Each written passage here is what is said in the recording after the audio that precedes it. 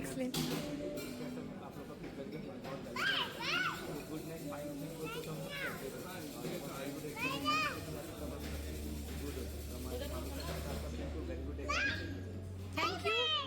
Thank you इतना अच्छा हम लोगों को खिलाने के लिए भी। अंकल पापा अंकल पापा এদিকে এইদিকে এইদিকে বলো খাওয়া দাওয়া কেমন ভালো তুমি আসবে আবার খাওয়া ভালোই তুমি কি খাচ্ছো খাবার কোনটা বেঙ্গলি স্টাইল ফ্রাইড রাইস কি চিকেন ফ্রাইড রাইস আসছে না কি খাচ্ছো তুমি কি খাচ্ছো কোন ফ্রাইড রাইসটা আমি বাঙালি ফ্রাইড রাইস খাচ্ছি ভাত দিয়ে আর মটন কষা মানুষ ফ্রাইড রাইস এই পোলাও আর মটন কষা খায় তুমি ফ্রাইড রাইস আর মটন কষা খাচ্ছ আমরা বুঝতে পারিনি কোনটা নরমালি খুলে দিলেই তো হয়ে যায় নরমালি ওটা তো খুলে দিতে হয়। খেতে ওখানে এসেছিলেন হচ্ছে ওখানকার হেড শেফ যিনি রান্না করেন উনি জিজ্ঞেস করছিলেন যে কীরকম খাবার মানে খাবারের টেস্ট কীরকম আপনাদের ভালো লাগছে কি না। হ্যাঁ আমাদের সত্যি খাবারগুলো ভালো লেগেছিলো ডিসেন্ট ছিল খাবারগুলো আর মাটনটা বললাম খুবই সফট ছিল খুবই ভালো ছিল। আর উনি যেহেতু জিজ্ঞেস করলেন আমরা ওনাকে যথারীতি এটাই বললাম আর আমি জানি না অন্য সবাই বলে কিনা বাট আমার মনে হলো ওনাকে বলা যে উনি যেহেতু মানে এত ভালোবেসে রান্না করে খাওয়াচ্ছেন উনি কাজের জন্য পয়সা পান ঠিকই কিন্তু উনি চাইলেই হয়তো যেরম করে রেখে দিতে পারতেন বা জানি না পারতেন কিনা কিন্তু আমার মনে হলো ওনাকে বলা যে হ্যাঁ থ্যাংক ইউ আমাদেরকে এতটা ভালো করে খাওয়ানোর জন্য অসংখ্য ধন্যবাদ। আর এইখানে আমি টুকটুক করে এখন মেন কোর্সগুলো শেষ করছি এবার করে তারপর আবার অন্যদিকে যেতে হবে যে আবার রিফিল করে নিয়ে এলাম অভির জন্য আমার জন্য না অভি নিয়ে আসতে বলেছে অভির জন্য তুলে শুধু এই সাইডের একটা পিস আমার বাদ বাকি পুরোটাই ওর না আমি অত খাবো না আমি এইটা খাবো শুধু আমি খাবো না তোমার জন্য তুলে এনেছি আমি এইটা খাবো আমি খাবো না ও আচ্ছা কিরকম হচ্ছে বলো ভালো করে দেখাও কিরকম হচ্ছে বলো ফ্রেশ মটন মানে সফট না মটনটা সত্যি সফট হার্ড নয় লাস্ট টাইম ব্যারগুনেশনের মটনটা হার্ড ছিল তাই না আর হাড়ে ভর্তি ছিল এখানে মটনটা ভালো কোয়ালিটি ওয়াইজ ভালো। এটা হলো আমার মিষ্টির প্লেট তোমরা দেখতেই পাচ্ছ খাওয়া শেষে হচ্ছে মিষ্টি খাওয়া আর এই বাবুর সাথে খেলছিল দুজনেই বাবু। এবার অ্যাভেলেবেল আছে চকলেট ম্যাঙ্গো স্ট্রবেরি ভ্যানিলা এই তুমি কিছু খাবে চকলেট ম্যাঙ্গো স্ট্রবেরি ভ্যানিলা না 2 in 1 করে দিতে বলবো 2 in 1 করে দেওয়া যাবে তাহলে একটা 2 in 1 করে দিন একটা ম্যাঙ্গো করে দিন ভ্যানিলা আর স্ট্রবেরি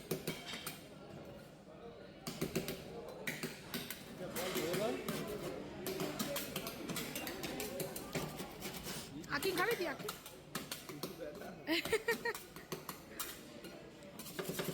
এখানে তৈরি হচ্ছে ওবি 2 in 1 কোল্ড স্টোন আইসক্রিম আর আমি দিয়েছি অর্ডার ম্যাঙ্গো।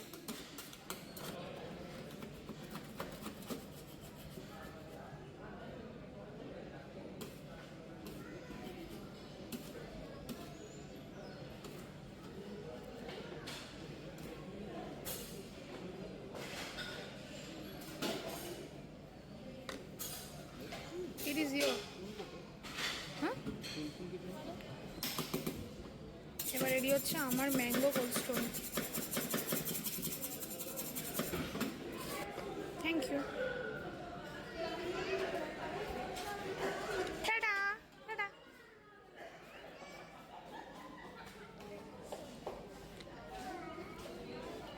এটা হচ্ছে আমার আইসক্রিম আর এই যে আমার ডেজার্ট প্লেটার। লাঞ্চ কমপ্লিট হলো এবার আমরা বেরিয়ে যাব হচ্ছে মিলেনিয়াম পার্ক ওখানে ক্রুজে। আজকের সারাদিনের আউটিংয়ের প্ল্যান হচ্ছে এইটা। এখন ঘড়িতে বাজে 5টা এখান থেকে আবার ক্যাব করব ক্যাব করে যাব হচ্ছে মিলেনিয়াম পার্ক ওখান থেকে ক্রুজের টিকিট বুক করব ওটা 6টা থেকে রয়েছে ওখানে 6টার সময় গিয়ে ওখানে ক্রুজে চড়বো। চলো ক্রুজের এটাও তোমাদেরকে ইনফরমেশনে বলে দেবো যে কী কোথায় যেতে হবে আর কীভাবে করতে হবে কী টাইমিং আছে জানি তো। চলো এখান থেকে বেরিয়ে যেতে মিনিট 10-15 তো চলেই যাবে এবার টিকিট কাটতে হবে চল টাটা। আর বেরোনোর আগে লাস্ট টাইম তোমাদের এই অ্যাম্বিয়েন্সটা আরেকবার ঘুরিয়ে দেখিয়ে দিই কারণ এই অ্যাম্বিয়েন্সটা তুমি যতবার দেখবে তোমার ততবারই দেখতে ভালো লাগবে এতটাই সুন্দর এই অ্যাম্বিয়েন্স। এদিকে গাছগুলো দিয়ে ডেকোরেট করা এই জায়গাটা সুন্দর। এখানে দুজনের জন্য বসার সিট, ওইগুলো ফ্যামিলি 4 জন। এইখানে উঁচু উঁচু সিট, আর সব থেকে ভালো ডেকোরেশনটা, দুর্দান্ত ডেকোরেশন। চলো বেরোনোর টাইম হয়ে গেছে, এবার বেরোই। উঠে গেছি ট্যাক্সিতে, এবার এখান থেকে যাচ্ছি মিউজিয়াম পার্ক। ওখানে গিয়ে দেখি টিকিটটা পেলে ভালো, না পেলে বাড়ি চলে যাবো। এরাও আশা করি এখানে খেতে খেতে তো কোনো দেরি হয়ে গেল আমাদের। আচ্ছা এইরকম জায়গায় এলে তোমার টাইম মানে হবে, কিছু করার নেই। বাবু, বাবুর বাবা, বাবু তোর ঘুম পায়নি রে বাবাই? তোর ঘুম পায়নি? একটু পায়নি? একটুও ঘুম পায়নি? এই রে, আজকে আমার ছেলের ঘুমের শিডিউলটা পুরো বিগড়ে গেছে। ও আমি কাকে জিজ্ঞেস করছি আর কে হাই তুলছে, কি অবস্থা দেখেছো? আমার নিজেরই ক্লান্ত লাগছে। এরকম চক্করে আমরা বেরোই না। কি পাচ্ছে? এই কথাটা তুমি বলো না। তুমি কি বলছো খিদে পাচ্ছে? বলো না, তুমি যা খেয়েছো। রাত্রিবেলা অ্যালার্জি না বেরোলেই হলো।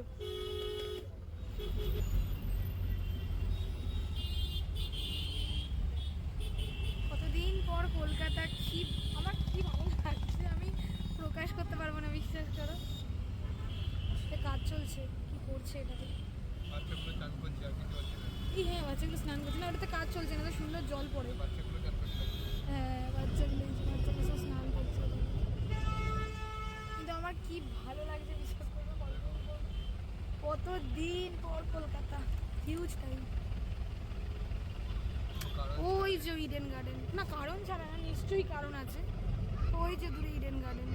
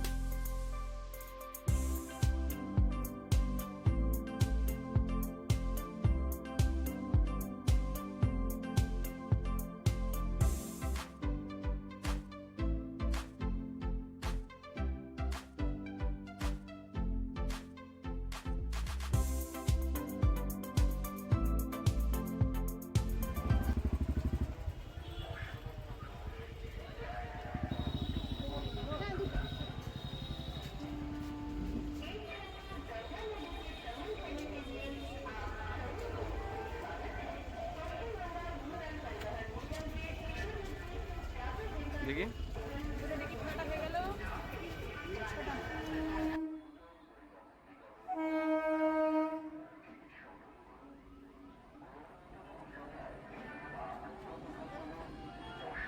কবি নিয়ে আসছে জল, আর এখানে আমরা এই যে লাইনে দাঁড়িয়ে আছি। এইখান থেকে লাইন ফোন করলে ফোন বলছি, ওখান থেকে লাইন শুরু, সরো দেখছে। এই যে এখানে লাইন পড়েছে, আমরা লাইনে দাঁড়িয়ে আছি এখানে। এই যে হাই করে দাও, হাই। তুমি কি দেখছো? কি ট্রেন গাড়ি? ট্রেন গাড়ি, এখান থেকে ট্রেন গাড়ি যাচ্ছে, সে ট্রেন গাড়ি দেখছে। আর এখানে আমরা দাঁড়িয়ে আছি। 1.5 ঘন্টা রাইডের জন্য, 6টা বাজলে খুলবে।